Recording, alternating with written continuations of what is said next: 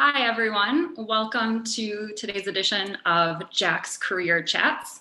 My name is Christina Valianatos. I am a genomics educator at the Jackson Laboratory. And today we have with us Dave Mellert, who is in the IT department. He is a manager in IT applications. Dave, welcome, and thank you so much for joining us today.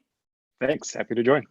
So your title's a little vague. Manager of IT and IT applications. Can you tell us a little bit about what your current role is at Jax and what types of things that you do? Yeah, sure. So I actually work in a group called Research IT, and we are a subgroup of IT that interfaces directly with the researchers. So whereas when you think IT, often you'll think like providing the desktop computers or email and the sorts of things that kind of run operations for an organization.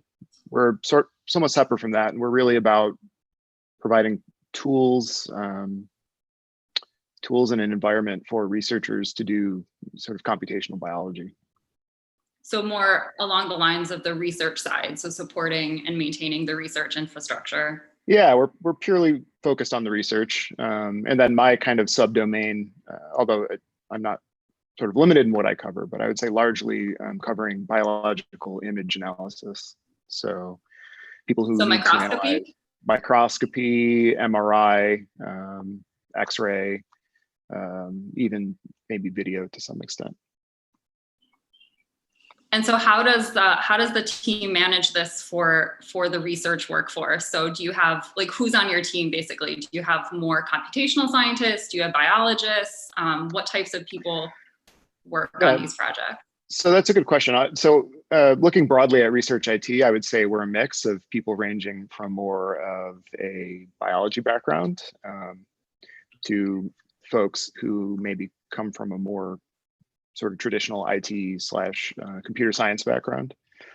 Obviously, everybody in our group has a lot of skills in IT type stuff, computer skills of the type where you're maybe writing some programming or managing a computer system, that sort of thing.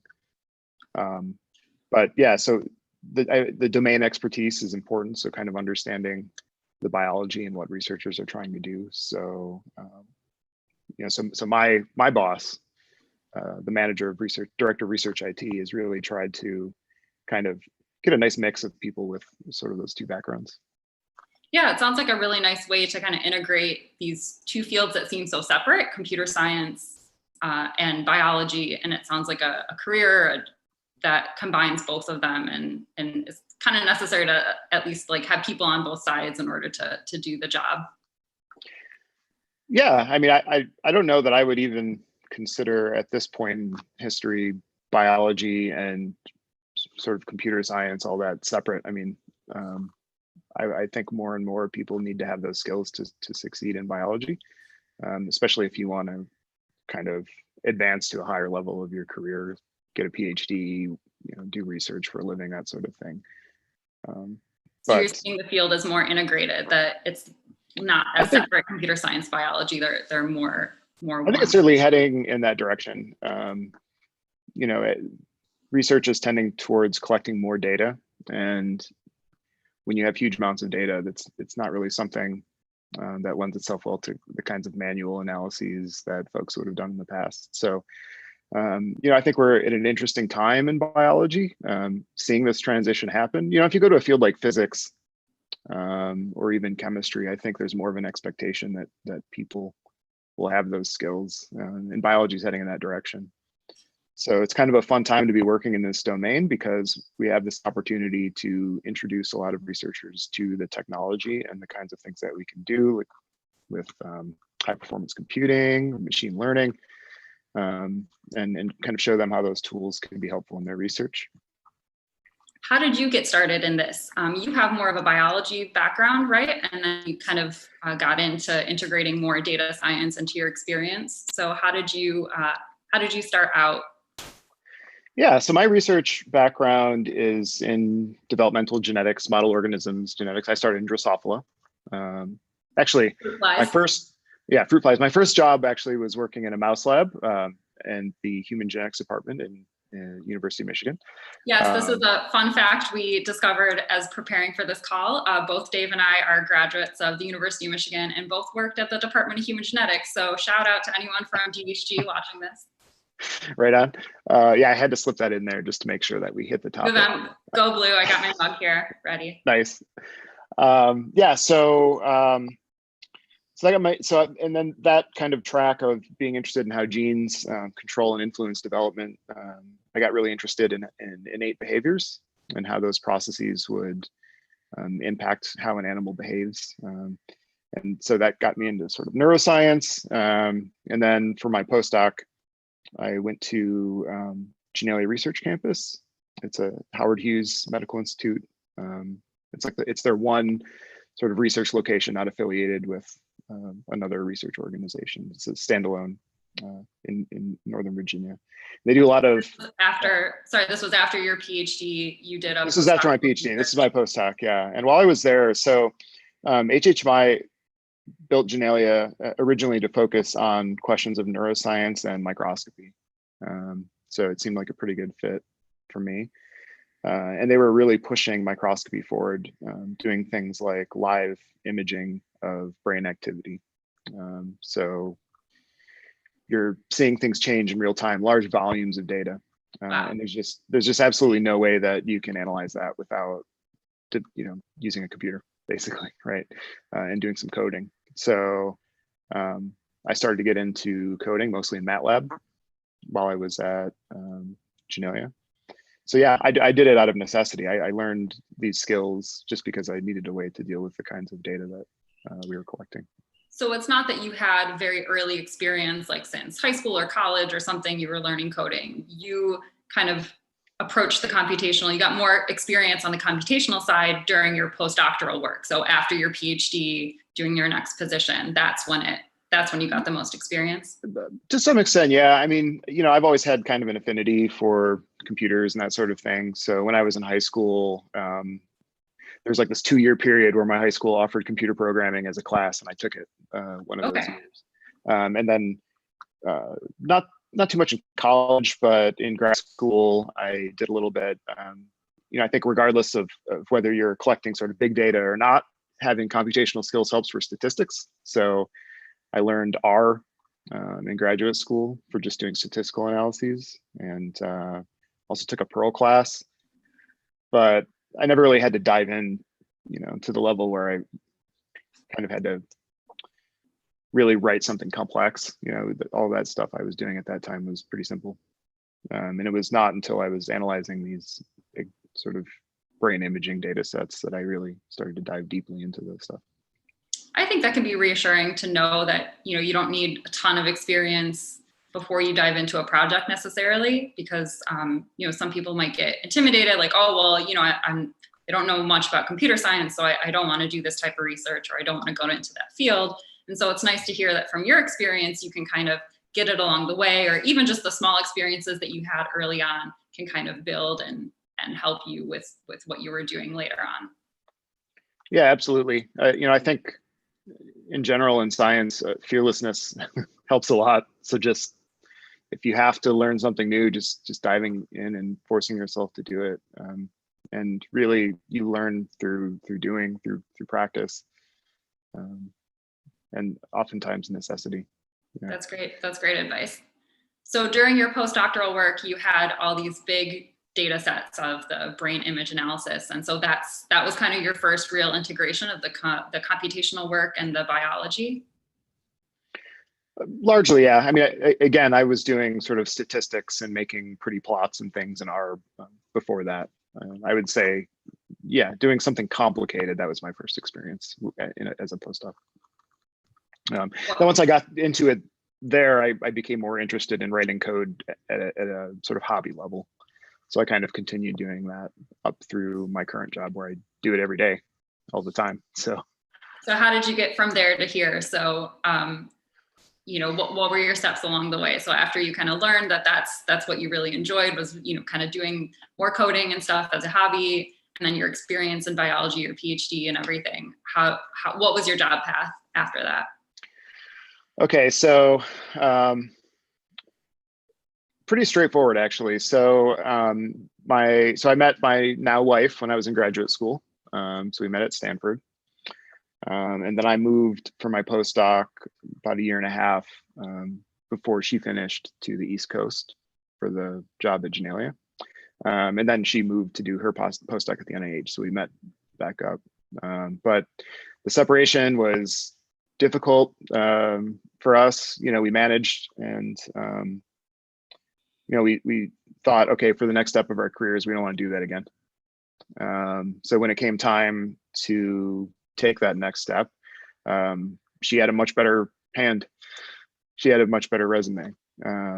And even though we both, applied for faculty positions and had some interviews, she had many more than I did.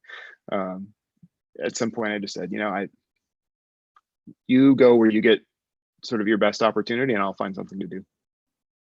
So I followed her here to Jax. Part of the reason, because they were like, hey, we've got some things that maybe you could do as well, right? But also just because for her, it was a great research opportunity. One of those things was working in a scientific writers group. So Jax is kind of, maybe not so unique anymore, but when I joined around 5 years ago, this was pretty unusual, where there's a dedicated group of scientific writers to work with investigators to help them obtain funding, or to help them polish manuscripts, or anything that involved kind of the technical scientific writing.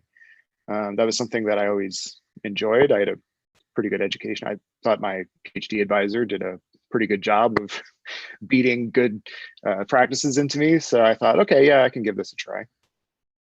So I worked in that group for, I think, 2.5 years, something like that, maybe 3 years. I want to stop you right there really fast. Sure. And just talk a little bit about what you said. So 2 things. One is, I think your experience with your now wife and having this dual career, two people with 2 careers and trying to decide where to go. I think that's very relatable to a lot of people. And I appreciate you telling us about, the struggle that you guys had about, who gets what job offers and how do you make that decision. And then second is your job as a science writer. So after your research career, you came to Jax. So your first position at Jax was on the scientific writing team. Yeah. And I actually really enjoyed that. I've always liked the writing aspect, the communicating aspect of science. So I don't know how much to say about, other than it's nice to be able to get to be able to work with investigators on all these different topics and really try to think about, really try to be an editor. I mean, the scientific writing group at Jax is outstanding.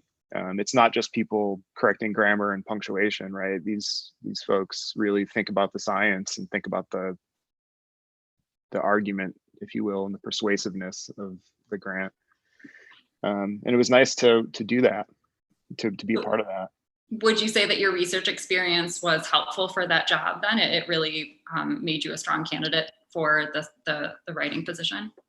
Absolutely. I mean, I think to write a good grant, you need to think like a grant reviewer. And the people who review grants are, principal investigators largely. So, you could probably do the writing job with maybe you certainly need a PhD, I think. I think you need to have that training of sort of rigorous thinking about science. I don't know that you need a postdoc, but it certainly helped for me. I would say gave me a more mature level of thinking about science than I had when I got my PhD. I'm not sure that that's right for everybody, but for me, it helped a lot. Yeah, great. And so after your scientific writing job, what made you want to transition, and what role did you have next?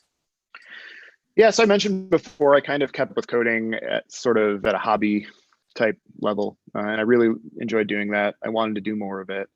I did miss the I don't know what the right way to frame it is. There's kind of like a discovery and puzzle solving aspect of science, which is always the thing that really drew me to it. And I think when I'm trying to figure out how to make some software or some platform work for research, it kind of scratches that same itch, like there's something to figure out. The same is true of the writing, but it's different. You're trying to figure out how to convince somebody versus here is a thing that you need to unravel its mysteries, whether it's biology or some complicated software. Yeah, I think that's really common. A lot of people go into science because they're very curious. They like problem solving and figuring out puzzles, and they like that discovery aspect of doing research. You're the first person to observe something. You can make a hypothesis, you can, make a prediction, you can do your experiment and see what happens. And it looks like, while you enjoyed your time as a writer, and that was really important in the scientific process, it kind of didn't give you that discovery, that excitement that you get from doing research. Yeah, I think that's accurate. There was just something that was missing, and I do feel more comfortable now. Like, there's still a part of me, I have to be honest, there's still a part of me that misses just doing experiments. But there's a whole lot of other baggage that comes from that. Nobody just gives you free money to do science. There's this whole other aspect of the struggle. Sure. So that stuff makes me feel pretty comfortable with where I'm at right now. I'd rather sort of help folks than have to. And I think it matters too that my wife is a scientist, and she has to write the grants and manage the budget for her lab and all of these things, and it's a lot of work, and it can be stressful. And if we were both doing that, be a lot of tension probably in the house. So. Sure. Yeah, absolutely. It's and some people, love that type of the competition of applying for grants and publishing your research. And some people prefer more the discovery side and just kind of doing, the observations and the data. And some people like all of it. So there's always something for everyone in science. And sounds like, you've kind of worked around in different ways and to try to find your niche and what works for you and what builds on your skill sets and your interests. Yeah, part of it honestly is just always trying to look for where I can make the most impact and be the most valuable.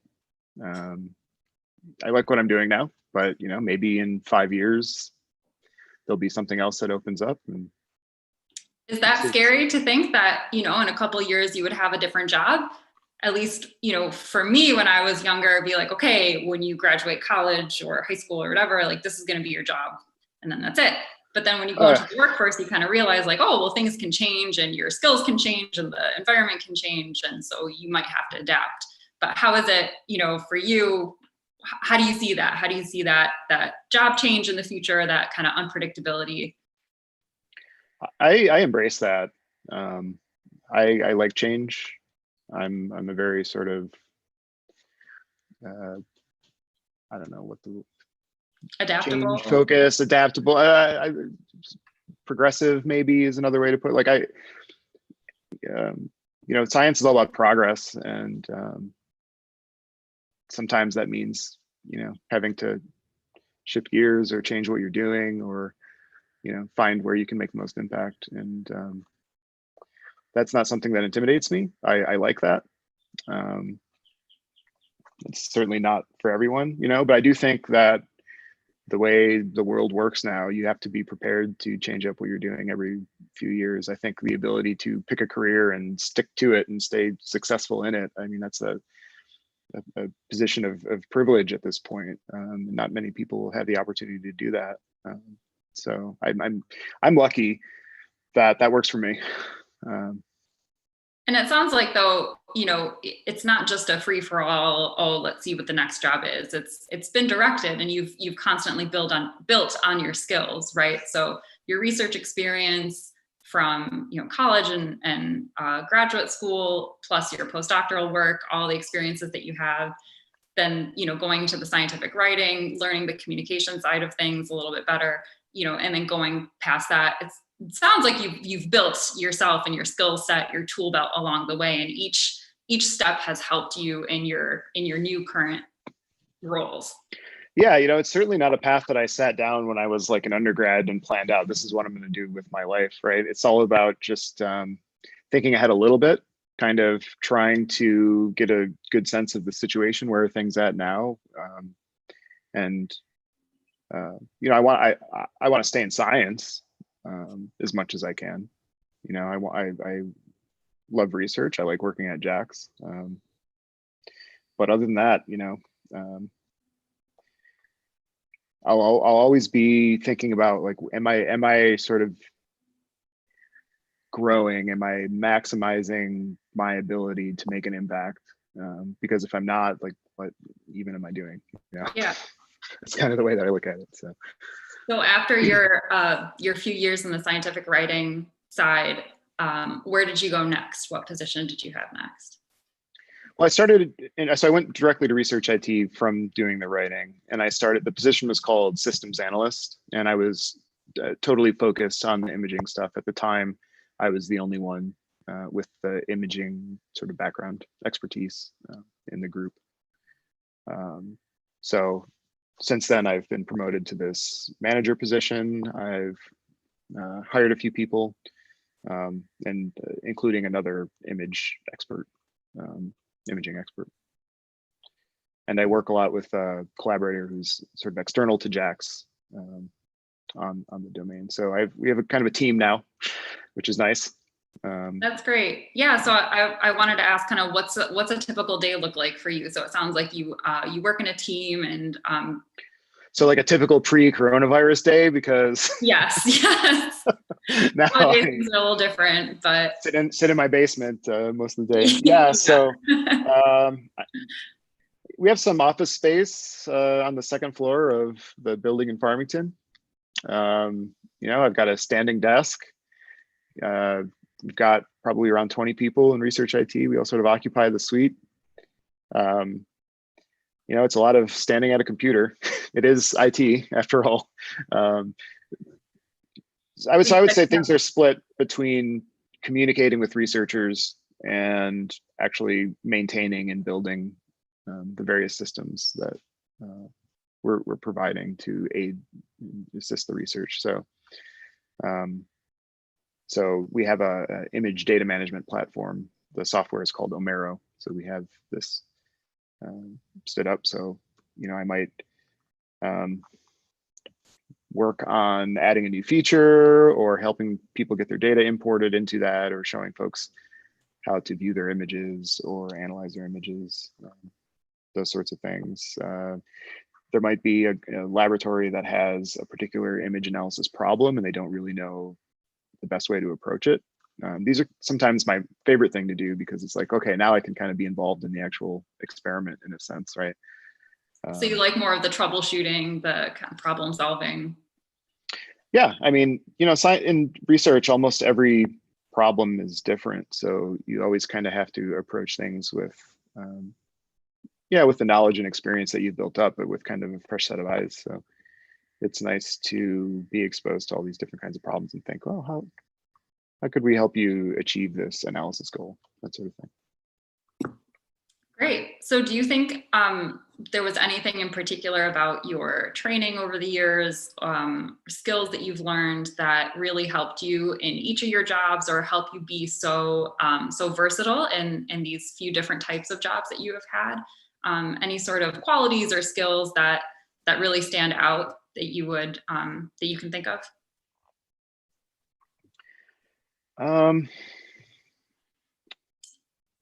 For example, you know, is it like, oh, you absolutely need to know the Python coding language, or is it more like, you know, it's actually helpful to be adaptable, like how you said, and be resilient? I wouldn't make any specific recommendations. I mean, I think what's valuable to me is I've just had a lot of supportive people in my life, and good education and critical thinking. I think this is probably the best skill that I've picked up in my education, is just how to approach a problem, break it down, you know, question everything, draw on other people's expertise, and synthesize a solution. You know, that's yeah, I mean, if you can do that, you can do anything. Science. Yeah. So just some maybe parting closing words. Do you have any sort of advice that you would give either to your former self, your past self, or to current high school undergraduate students that are thinking about, majors and jobs and career paths? Any words of advice? Oh boy, advice to younger. So I do wish that I wish that I would have gotten a little more into the coding earlier. I think it would have made things easier for me during that postdoctoral research period. I actually wonder if I had the skills now that I had back then, how much more could I have done? I think probably Sure. people always think that sort of thing. Yeah, I don't know. I mean, I think it's really important to set kind of a North Star for yourself in your career. Again, like I want to stay in science. I like biology. This is my domain for sure. But, I wouldn't, people always talk about dream jobs. I think having a dream job, like specifically, is probably not the wisest thing, because you may be setting yourself up for a lot of anxiety and disappointment when I think people could be happy doing a lot of different things. And it's really about like, what are your values and what can you see yourself doing every day, right? And give yourself some options.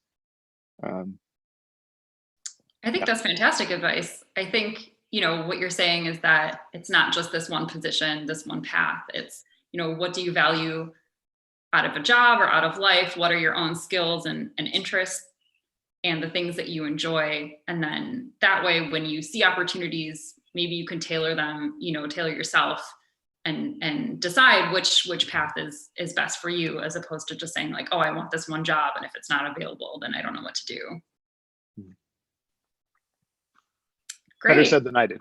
Well, I don't know about that, but I think it's a really good message, and hopefully helps to alleviate some of the anxiety of especially students or early career people saying, oh, I don't know what I want to do when I grow up or with the rest of my life. And it's nice to hear from you that has been happy with these different types of jobs that you've had, that this type of flexibility and maybe thinking more, taking a step back and thinking a little bit more broadly has been really helpful for you.